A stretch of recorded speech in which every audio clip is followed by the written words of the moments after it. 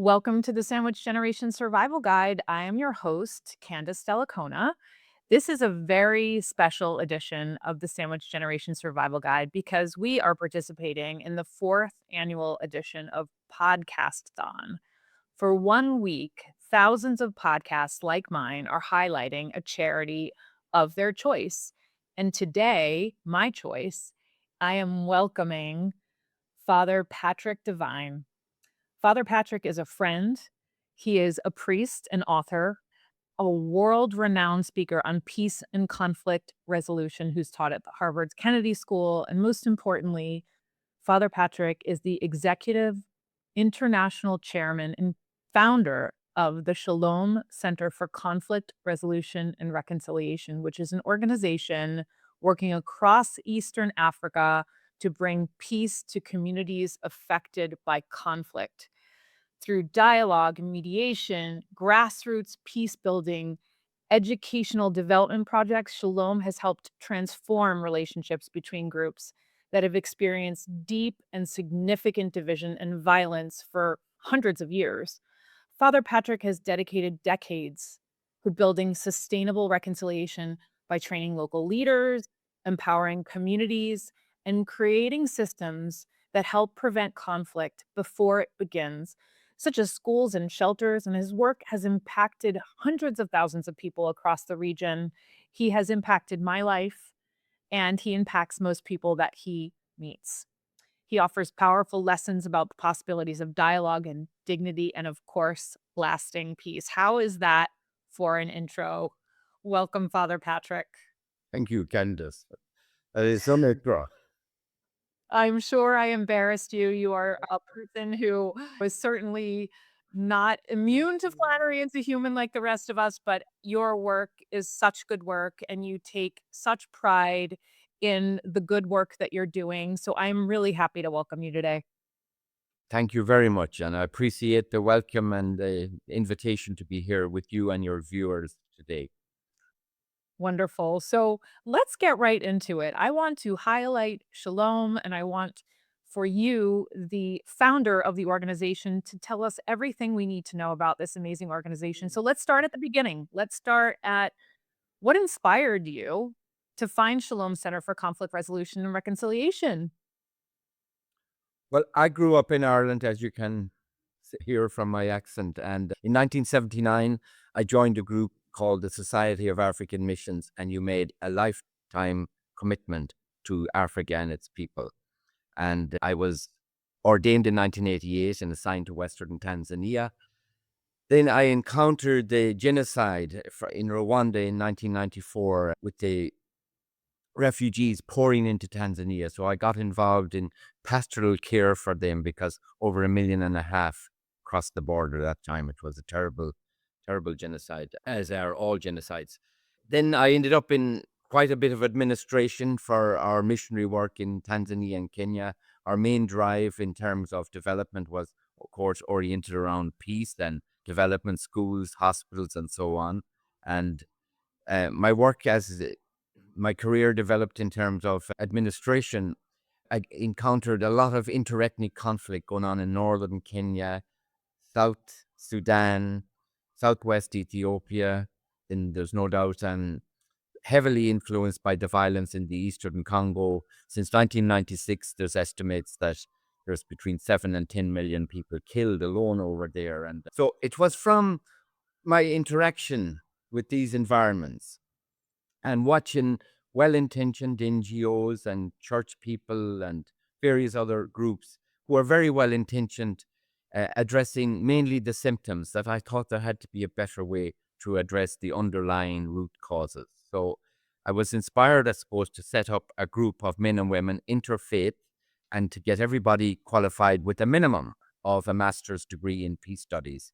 And on top of all that, I wanted people who are willing to go behind the front line into the conflict zones and commit to live among the people there. So that was the origin in terms of the idea of Shalom. So in 2009, Shalom was registered in Kenya as the Shalom Center for Conflict Resolution and Reconciliation. And we began our first works in northern Kenya along the border with Ethiopia and South Sudan. which is so remarkable, where you put faith and you're moved to action in such a beautiful way and rallying those personally impacted by it to be part of the change. And I love the fact that you call it shalom. As many of our listeners know, the word shalom means peace, but it also means wholeness and reconciliation. So, Father, how would you say the word shalom and those concepts of wholeness and reconciliation shape the work of the organization on a daily basis, on a day in, day out basis? But of course, it's important to know the root meaning of shalom because some people just take it as a greeting. But shalom means peace, but it's not just a peace in the sense of the absence of violence. When we go back into Judaism and the scriptures, and it's about, whereas the absence of violence, I consider it only negative peace, where we're really interested in positive peace, where all Mm. sides become mutually committed to the well being and development and the security of each other. And I'd like to say that at the outset, because that is our total orientation as a group as we encounter conflict in Eastern Africa. Shalom itself, of course, means about having right relationship with God, with your neighbor, with yourself, and indeed with creation. It's about holistically integrating peace and truth and justice and mercy. And they are really the pillars of reconciliation. Which is remarkable, and taking the organization to a place where it's interfaith, because for those who are not familiar with the region, there are so many faiths in that particular region. So broadening the scope, as you have successfully done, to engage people so that everyone feels that they can be included in that process is remarkable. For the listeners who are not familiar with the region, as you point out, Father, the residents and the citizens of those countries deal with such significant conflict and have for generations. So, what does Shalom in particular deal with in terms of the type of conflict that you're hoping to resolve in the region? Well, at the moment, we're addressing interethnic conflict up in northern Kenya, as I said, in that area where Kenya interfaces with South Sudan and Ethiopia. Down at the coast, then you have the issues of religious ideological extremism, where you have Al Shabaab and ISIS and Al Qaeda, and they're doing a lot of recruiting in the slums as well of the major urban centers in Eastern Africa. And then on the issue of the urban slums, like for example, there are 2.5 million people approx. I mean, it's debatable, but definitely over 2 million people living in those slums. And there was a lot of violence being done to women and children. So we set up the Shalom Empowerment Center to address violence against women and children. So there are 2,500 women at the moment being trained with conflict transformation skills and peace building techniques. And it widens out then to them countering radicalization and countering human trafficking and organ trafficking and really enabling the people in all the conflict environments where we work to be the architects of their own future. Now, in Yeah. ethnic conflicts, Candace, we go in among the various tribes and we identify the key influential opinion shapers because you really have to get them into the room. And we spend about 18 months to 2 years training them, first of all, on the analytics, what's causing the conflict from a paradigmal perspective of the role of power, of the lack of institutions, which comes under structuralism, and how the society can be positively manipulated and the environment, because an awful lot of the time conflict is contingent on the environment, communication, leadership, and so on. Then we move them to conflict transformation training. And that is dealing, first of all, with the personal, because you have to begin to look at yourself. And that's dealing with spiritual, emotional, psychological. Then relational, the second phase is on the behavior, stereotype, and communication issues.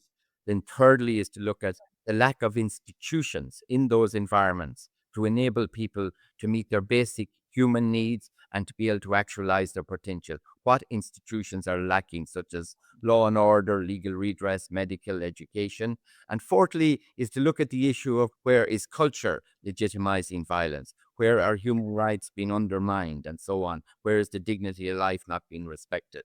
And we do that with both sides for about 18 months before we bring them together. We have them trained also on negotiation, pre-negotiation, negotiation, and post-negotiation skills.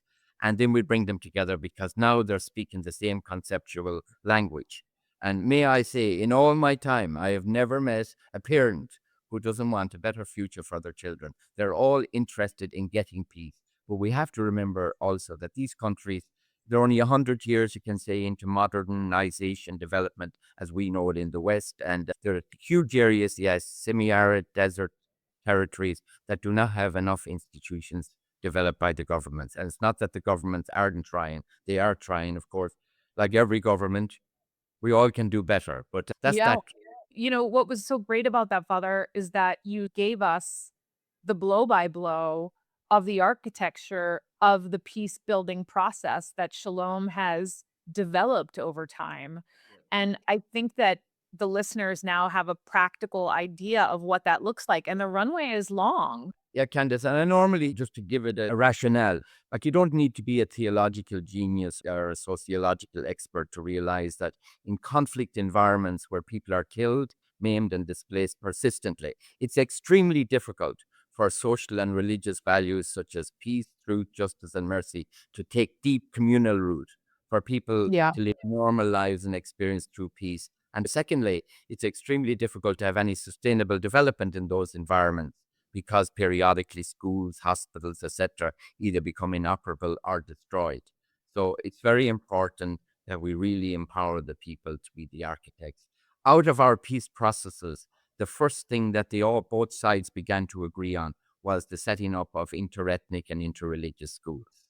So Shalom has done a huge amount of schools. We have implemented over 800 projects, school, educational development projects in 450 plus institutions since we started.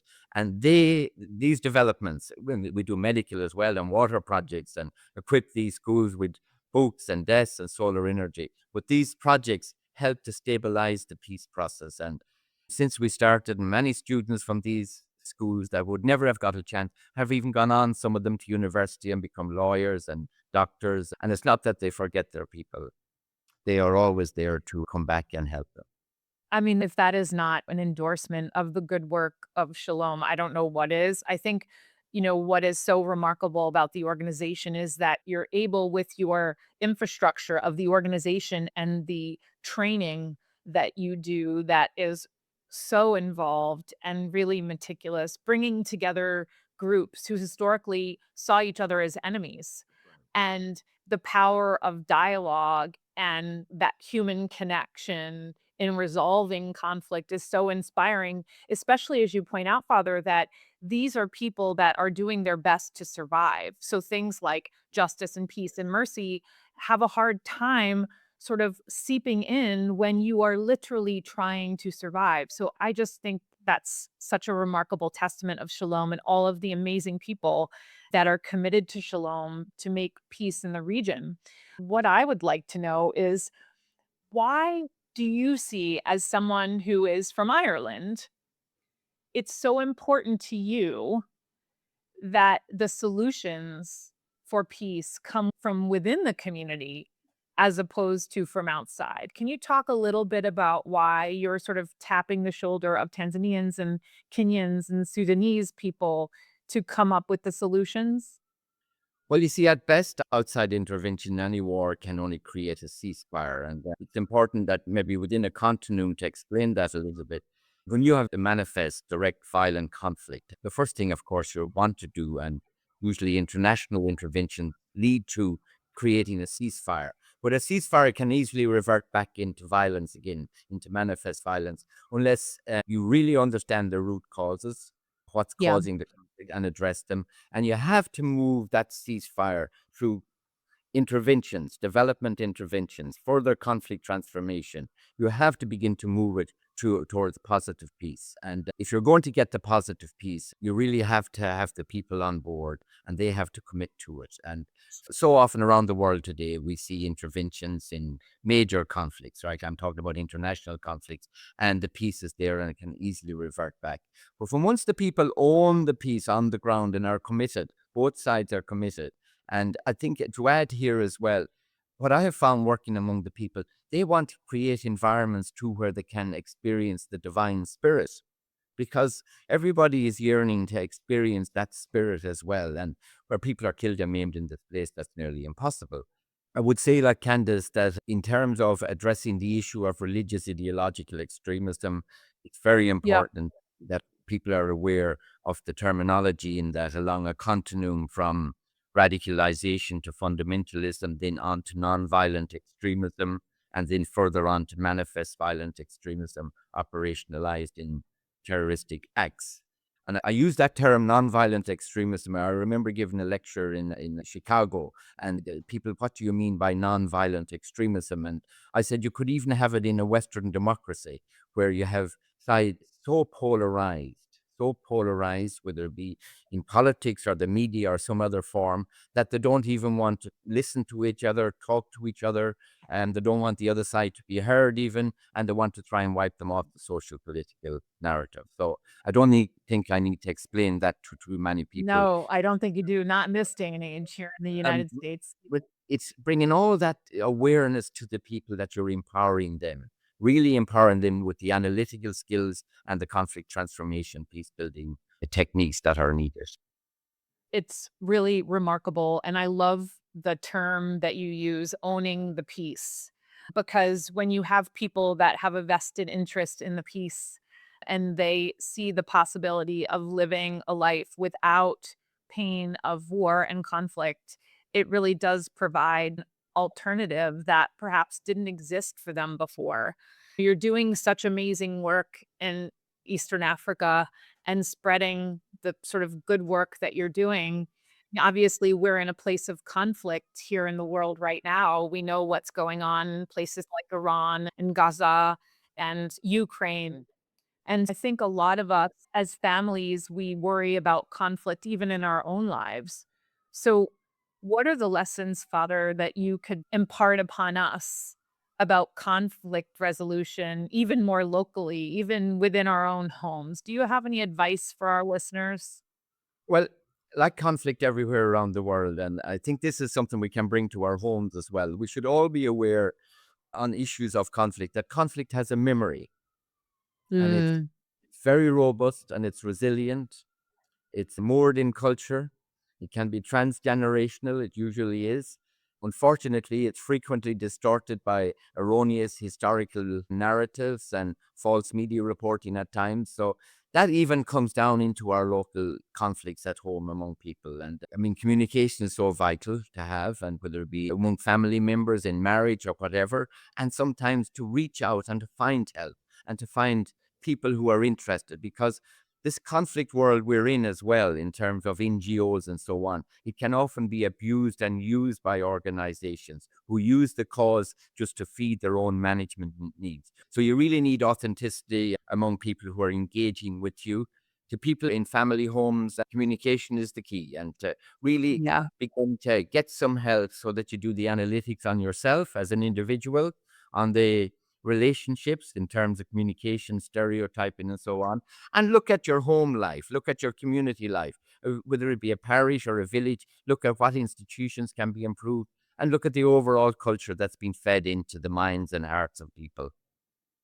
I love that. That is really a perfect answer, Father Patrick. And after all of your many decades now in Africa and the conflict that you've witnessed, the heartache, the heartbreak, and also a lot of positives, the incredible network that Shalom has been able to put together piece by piece, what still gives you hope, Father Patrick? What gives you hope day to day? Oh, I have great hope because of the human spirit, because I believe in the goodness of the human spirit, and I believe in the goodness of the divine spirit, which touches on the entity of life of all of us, regardless of which faith you are. So that's why we're even interreligious, and to always give scope to experience that divine spirit and let it move us for good.